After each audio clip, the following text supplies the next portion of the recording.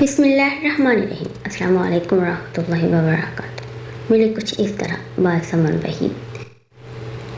ایک لڑکی جس کے گولڈن بال ہیں اپنے پیروں تک آتے سرخ فراق کو اٹھاتی بھاگ رہی ہیں اور جا کر باغ میں پڑے ایک خوبصورت سے جھولے پر بیٹھ جاتی ہے۔ ایک لڑکا جس نے وائٹ شرٹ وائٹ پینٹ پہنے اپنے گرے آنکھوں میں چمک لیے اس کے پیچھے بھاگ رہا ہے اور اس کے جھولے پر بیٹھ جانے سے مسکراتے ہوئے اس کے پیچھے جا کر جھولا جھولانے لگتا ہے۔ ہر طرف ٹھنڈی ہوا چل رہی تھی جو ماحول کو دلکش بنا رہی تھی۔ پرندے درختوں پر بیٹھے چہچہا رہے تھے جیسے ان کو ہنستا مسکراتا دیکھ کر وہ بھی خوش ہوں۔ اب وہ لڑکا جھولے میں بیٹھی پری کی طرف اپنا ہاتھ بڑھاتا ہے جسے وہ ہنستی ہوئی تھامتی ہے۔ وہ دونوں ایک دوسرے کا ہاتھ پکڑے مسکراتے ہوئے چل رہے ہوتے ہیں جب وہاں پر ایک تیسرا شخص آتا ہے اور اس کے ایک بار پکارنے پر وہ لڑکی اپنا ہاتھ چھڑوا کر اس کے پاس چلی جاتی ہے۔ اسے لگا جیسے کسی نے اس کے اوپر ٹھنڈے پانی کا جگ پھینک دیا ہو۔ وہ ہڑبڑا کر نیند سے جاگا تھا اور جب اس نے اپنی آنکھوں سے بہتا پانی صاف کیا کہ سامنے کا منظر دیکھے تو کسی نے ایک اور ٹھنڈے پانی کا جگ اس کے منہ پر پھینکا۔ حدید اس ابتداء کے لیے بالکل بھی تیار نہیں تھا۔ حدید نے سنبھلتے ہی اپنا منہ صاف کیا اور سامنے دیکھنا چاہا وہی ہوا کا جس کا اس کو ڈر تھا۔ حدید فل غصے میں پانی کا جگ ہاتھ میں پکڑے اس کو گھور رہا تھا۔ حدید کو اپنی طرف بے یقینی سے دیکھتے ہوئے فوراً بولا، ارے ارے میرا بچہ تو گیلا ہو گیا۔ اوہو دیکھو تو میں نے نیند سے جگا دیا۔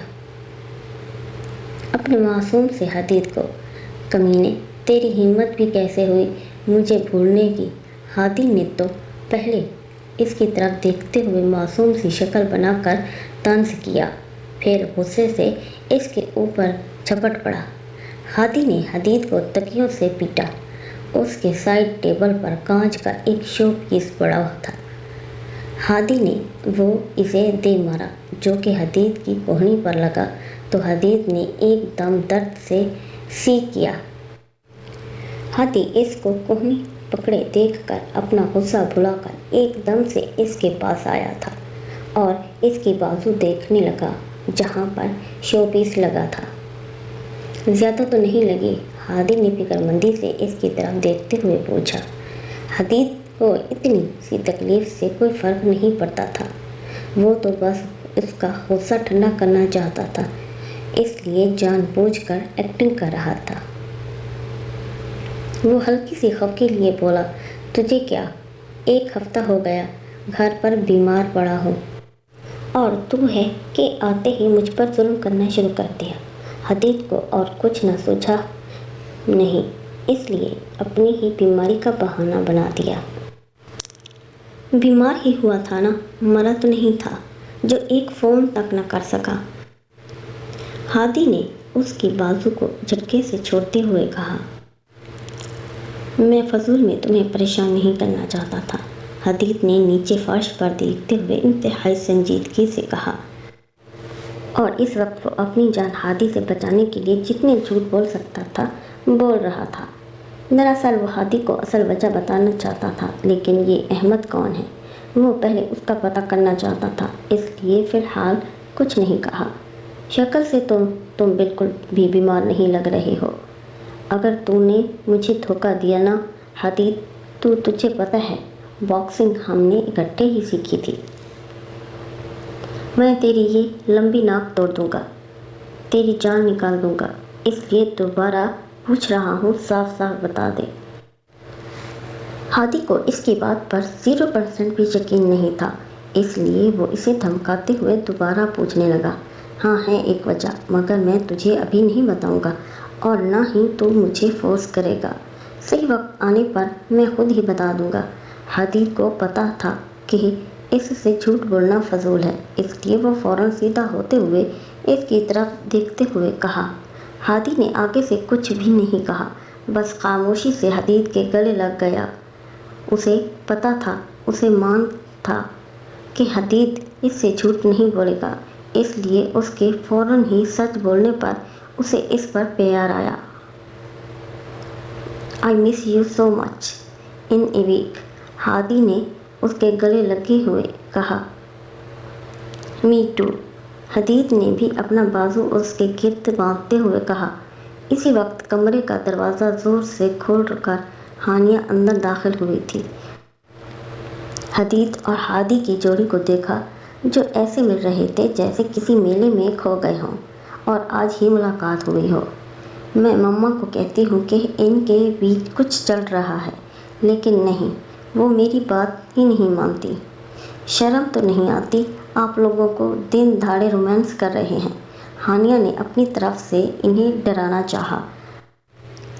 हादी हदीद से अलग होते खफकी से इसकी तरफ देखते हुए बोला, यार इसे मेरे हाथ से बचा ले, वरना इस गहरे आंखों वाली जंगली बिल्ली ने मेरे हाथ से मरा जाना है।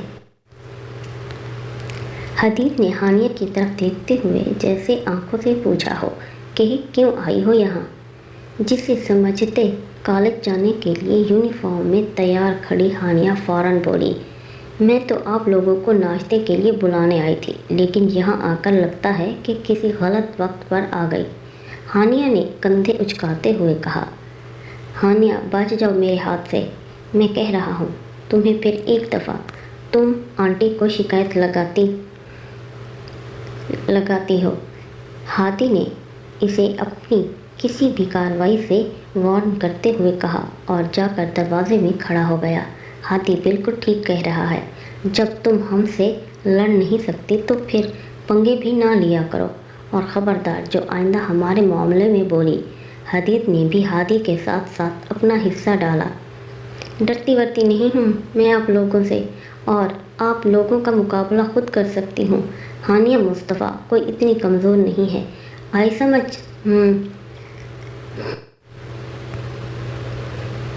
कोई बहुत ज़ोर से मुंह के बल गिरा था। हानिया हदीद और हादी की तरफ देखते हुए फुल गुस्से में इन्हें धमकी लगाती बाहर जा रही थी।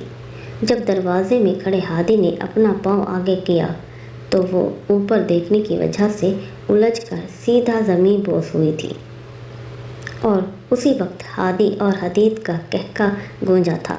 हदीद फ़ौरन वॉशरूम में और हादी नीचे भागा था, क्योंकि वो जानते थे कि अब क्या होना है। कमरे के बाहर बनी राहदारी में कारपेट बिछा था, इसलिए हानिया को बिल्कुल भी चोट नहीं आई थी, लेकिन अब इनको डांट भी तो पड़वानी थी, इसलिए वो एक्टिंग करने का फुल तैयार थी और आंसू गिराते हुए लड़खड़ाते हुए आसिया बेगम को आवाज़ें देते हुए सीढ़ियाँ उतरने लगी। मॉम मॉम देखिए, हादी भाई ने मुझे इतनी ज़ोर से धक्का दिया, मुझसे चला भी नहीं जा रहा। कहीं मेरा पैर तो नहीं टूट गया। हानिया ने रोते हुए कमाल की एक्टिंग की थी और मज़लूमियत के सारे रिकॉर्ड तोड़े थे। हादी जो कि मुस्तफ़ा साहब के पास लाउंज में बैठा उनसे बातें कर रहा था, उसकी एक्टिंग देखकर अश कर उठा। हानिया की तरफ मलामती नज़रों से देखते हुए कानों को हाथ लगा कर बोला, तौबा तौबा अंकल, भलाई का तो ज़माना ही नहीं है। आंटी आपको पता है, जब मैं नीचे आ रहा था ना, तो ये मुझसे टकराई थी। अपनी किसी दोस्त से फ़ोन पर बातों में इस कदर मगन थी कि इसे नज़र ही नहीं आ रहा था कि सामने कौन आ रहा है। मैंने इसे समझाया भी कि हानिया बेटा ध्यान से चलो, कहीं गिर वर कर दांत न तोड़वा लेना, मगर उसने मेरी बात इग्नोर कर दिया और देखिए फिर गिर गई होगी दोबारा से। हादी कौन सा किसी से कम था। अपनी आप को मासूम साबित करने के लिए ऐसे ऐसे झूठ बोलता कि शिकायत लगाने वाले को ही झूठा बना देता था, तो फिर अब कैसे पीछे हटता। अपनी बात कहकर सुकून से सोफे पर बैठकर एक फातिह मुस्कुराहट अपने खूबसूरत चेहरे पर सजा ली और हानिया को ऐसे देख रहा था जैसे कि कह रहा हो, मुझसे पंगा लेना बच्चों का खेल नहीं, कोई हाल नहीं है। हानिया ध्यान से चला करो, पता नहीं आजकल की लड़कियों का मोबाइल में क्या रखा है। मोबाइल हाथ में आते ही अंधी हो जाती हैं। नाश्ता बनवा रही थी मैं, डिस्टर्ब कर दिया मुझे। आसिया बेगम उसकी मीठी मीठी बेइज्जती करके किचन में वापस चली गई।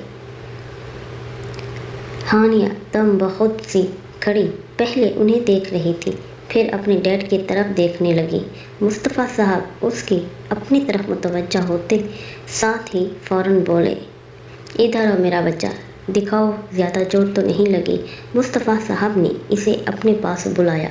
हानिया हल्की सी हिचकी के साथ रोती हुई जाकर उनके पास बैठ गई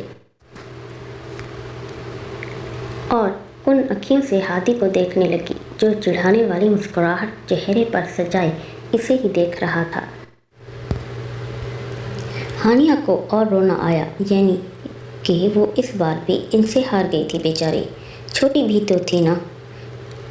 ज़हरा रात को रोते रोते कारपेट पर ही सो गई थी। अब जब उसकी आंख खुली तो दिन के 12 बज रहे थे। ज़हरा को बहुत वीकनेस फील हो रही थी। रात उसने कुछ खाया जो नहीं था। ज़हरा फ्रेश होकर वॉशरूम से निकली, अपने बाल ब्रश करके हाई पोनी बनाई और आयशा के कमरे की तरफ चल पड़ी। दरवाजे पर हल्की सी दस्तक देकर अंदर दाखिल हुई और अंदर का मंजर देखा। बेड पर बेशुमार नए कीमती जोड़ों का ढेर लगा हुआ था। आयशा बेड पर बैठी थी, जबकि मुलाजमा उसकी हिदायत पर अलमारी से कपड़े निकाल निकाल कर उसे दिखा रही थी। ज़हरा को अंदर एंटर होते देखकर आयशा ने इसे अपने पास बेड पर बुलाया और अपने पास पड़ा एक खूबसूरत सा रेड और गोल्डन कलर का काम वाला ड्रेस ज़हरा की झोली में रखा। ये ड्रेस मैंने अपनी शहज़ादी के लिए लिया है, पसंद आया? आयशा ने मुस्कुराते हुए ज़हरा की पोनी से निकलते हुए बालों को पीछे करते हुए कहा, wow, it's too much pretty. Zahra को वो ड्रेस बहुत पसंद आया था। ज़हरा ने चमकती हुई आंखों के साथ कहा, बस तुम कल एहसन की सालगिरह पर यही पहन रही हो। मेरी शहज़ादी सबसे प्यारी लगेगी। सॉरी खाला जानी, एक्चुअली मैंने और माँ हम दोनों ने कल सेम ड्रेस करनी है।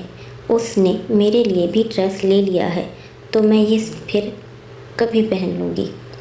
ज़हरा ने थोड़ा शर्मिंदा होते हुए कहा, इट्स ओके मेरी जान, जब मर्ज़ी पहनो, मुझे कोई एतराज़ नहीं। ये तुम्हारा है, आयशा ने इसे अपने साथ लगाते हुए कहा। दरअसल आयशा ज़हरा की आंखों से बखूबी ये जान चुकी थी कि फिर रात भर रोती रही हैं। इसकी आंखों का हाल देखकर आयशा के दिल को कुछ हुआ था। वो मज़ीद अब इस टॉपिक पर बात नहीं करना चाहती थी, इसलिए मामूल के मुताबिक ही बातचीत की। थैंक यू सो मच खाला जानी। ज़हरा ने भी अपने बाजू उनके गिर्द बाजू हायल किए। आयशा ने मुलाजमा को इशारा के साथ जाने का कहा और ज़हरा की तरफ मुतवज्जा हुई। वैसे ज़हरा माहम बहुत अच्छी बच्ची है, हमारे अरसलान के लिए परफेक्ट मैच है। अरसलान को तो माहम की बहुत कदर करनी चाहिए।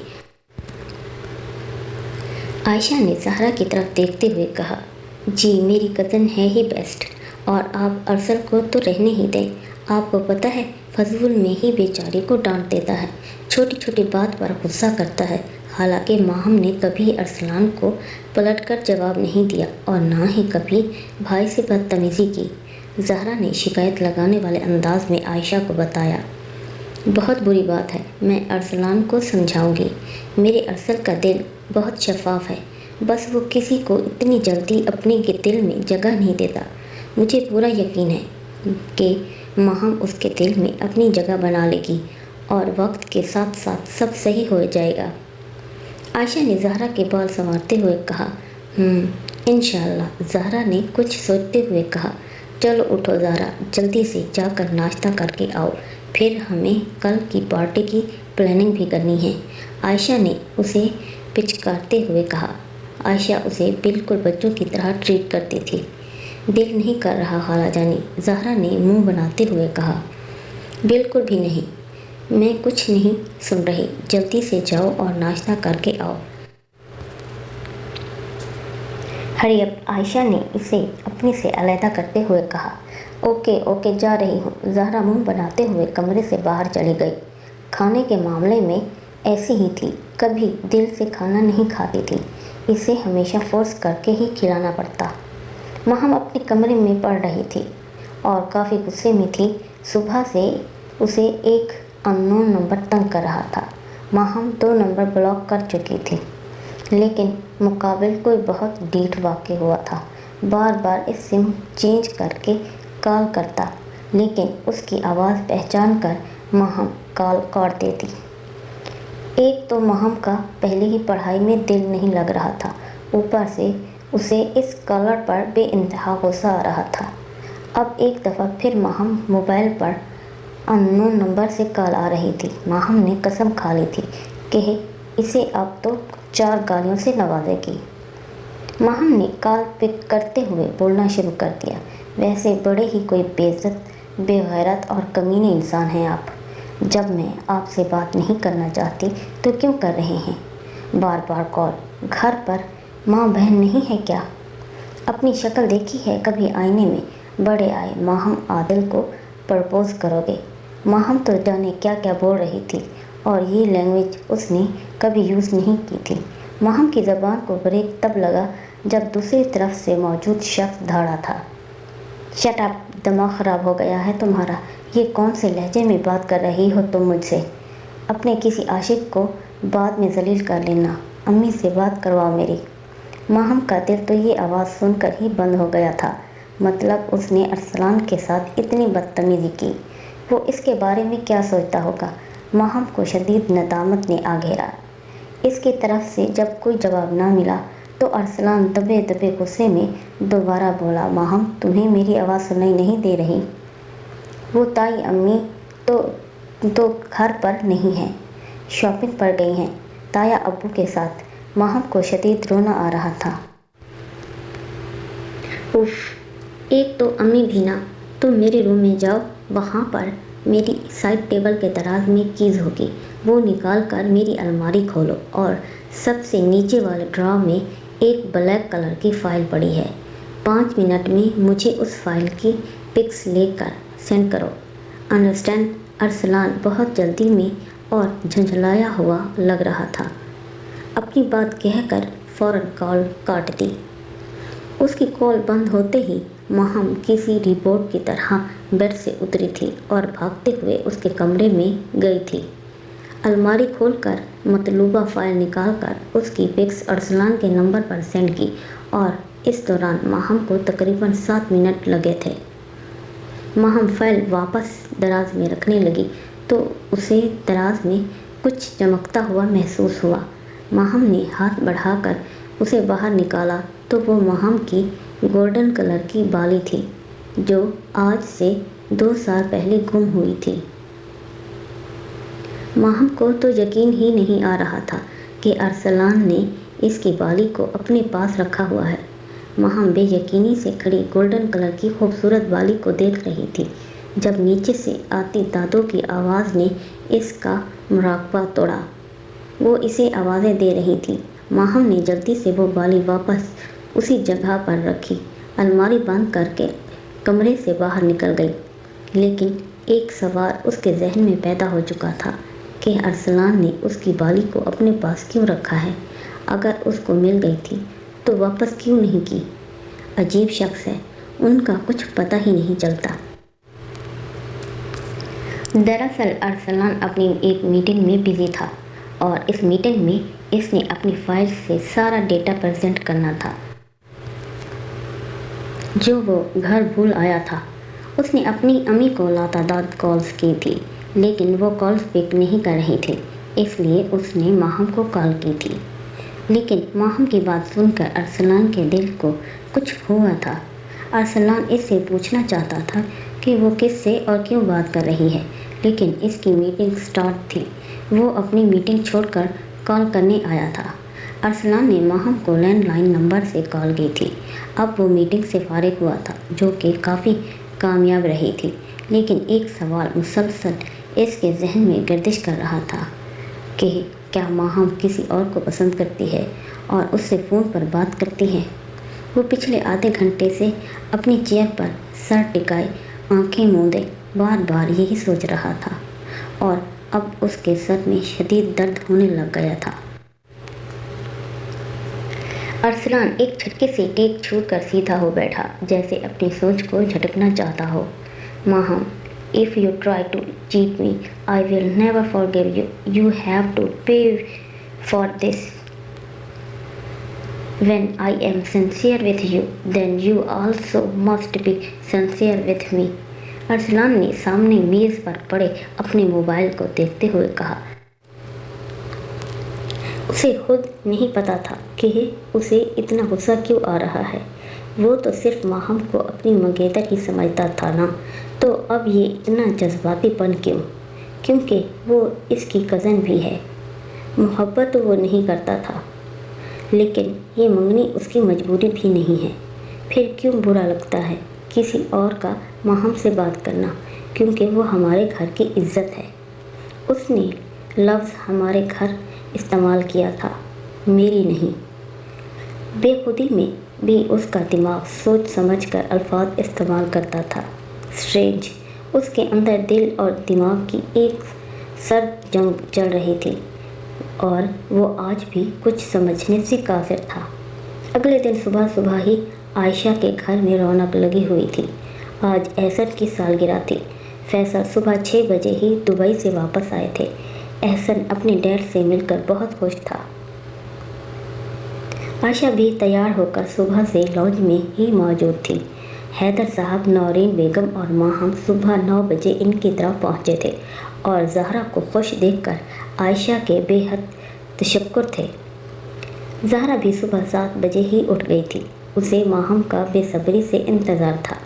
आयशा को माहम बहुत पसंद थी और उसने ख़ास तौर से अपनी आपा को तलकीन की थी कि माहम को साथ लाए और अब माहम के आने पर माहम से मिलकर बहुत खुश थी। ज़हरा अपनी अम्मी अब्बू से बहुत खुश दिली से मिली। 1 घंटा अपने अब्बू के कंधे पर सर रख कर उनसे बातें करती रही। फिर माहम को अपने साथ लेकर अपने कमरे में चली गई। नीचे लॉन्ज में सब बड़े बैठे आज की पार्टी की प्लानिंग कर रहे थे जब मुस्तफ़ा साहब और आसिया बेगम उनके घर आए। दरअसल वो पूछने आए थे कि आज की पार्टी में अगर किसी किस्म की मदद की ज़रूरत हो उनके लायक। एहसन को विश किया और सोफ़े पर फैसल के पास ही बैठ गए। फैसल ने इन्हें हैदर साहब से मिलवाया और आयशा ने आसिया बेगम को, नौरीन अपनी बहन से, हैदर साहब, मुस्तफ़ा साहब और फैसल अपने अपने कारोबार के मौजू पर बात कर रहे थे, तो दूसरी तरफ ख़वातीन अपनी गुफ्तगू में मसरूफ़ थीं। आसिया बेगम को ज़हरा बहुत पसंद थी और अब ज़हरा की फैमिली से मिलकर वो अपनी ख्वाहिश को ज़बान पर ले ही आई। आप लोगों ने ज़हरा की कहीं मंगनी वगैरह नहीं की या अभी उसके लिए रिश्ता देख रहे हैं? आसिया बेगम ने मुस्कुराते हुए नौरीन बेगम से पूछा। ये बात सुनकर नौरीन बेगम के चेहरे से यकदम मुस्कुराहट गायब हुई थी और वो आयशा की तरफ देखने लगी। आयशा हल्का सा गला खंखार कर आसिया बेगम की तरफ मुतवज्जा हुई। वो एक्चुअली हमारी ज़हरा की मंगनी बचपन ही में उसके फुफ्फो के बेटे से हुई थी और शादी भी होने वाली थी कि किसी बिना पर टूट गई। आयशा ने ये बात करने के लिए बहुत नप्पे तोले अल्फाज इस्तेमाल किए।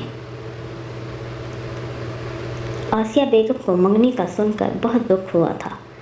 उन्हें लगा था कि उन्होंने ये रिश्ता खो दिया है, लेकिन अगली बात सुनकर उन्हें बड़ा सुकून मिला था, यानी कि वो अपनी ख्वाहिश पूरी कर सकती थी।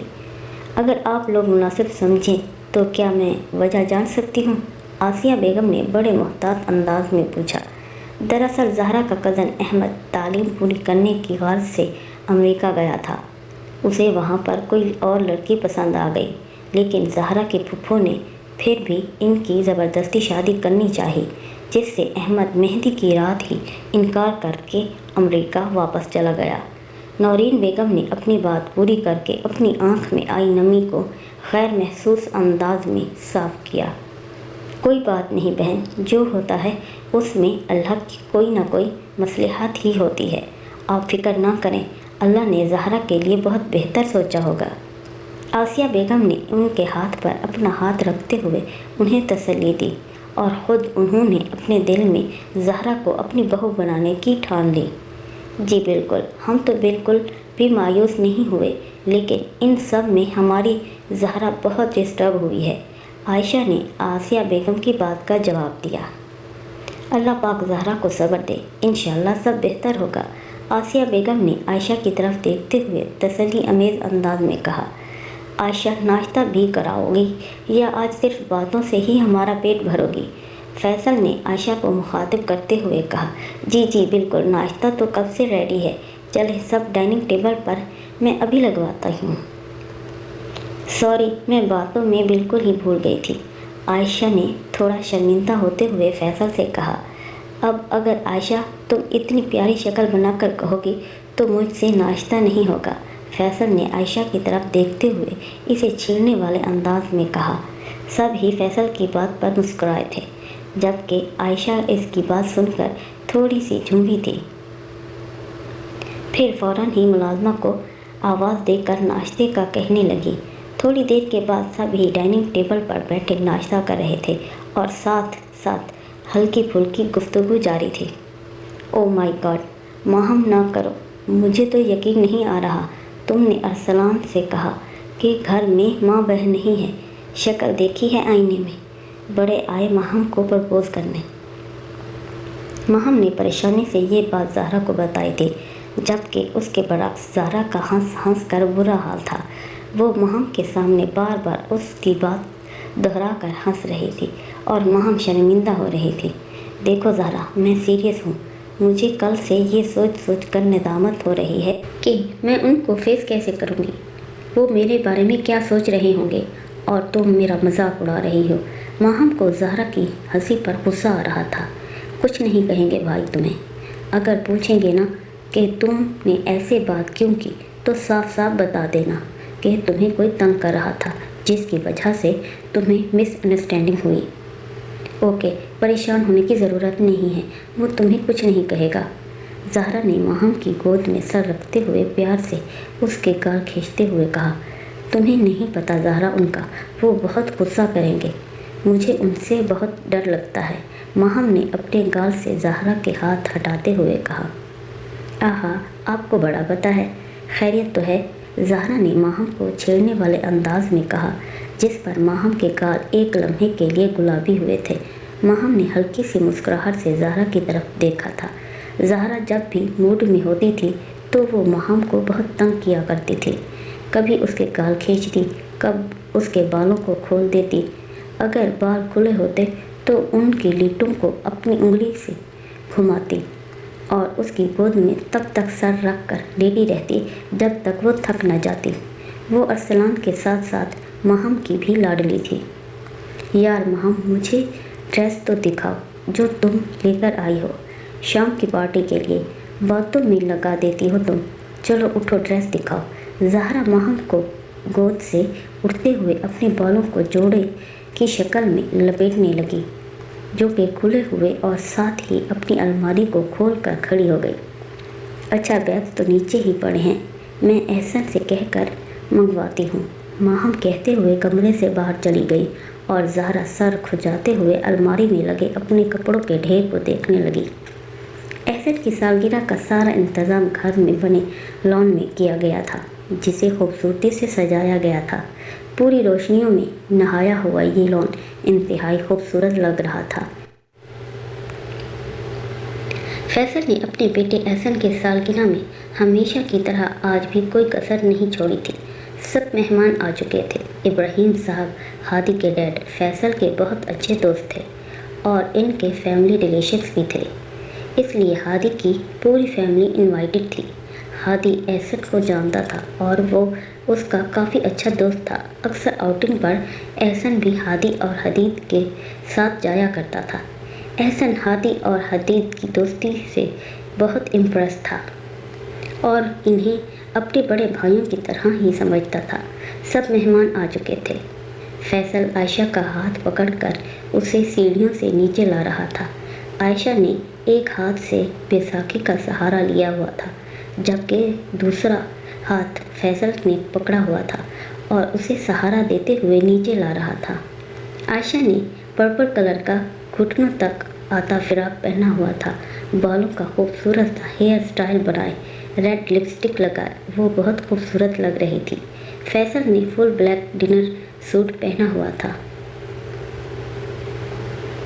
فیصل کا رنگ تھوڑا سا سانولا تھا، لیکن وہ ایک پرکشش شخصیت کا مالک تھا، اور وہ دونوں اس وقت ایک پرفیکٹ کپل لگ رہے تھے۔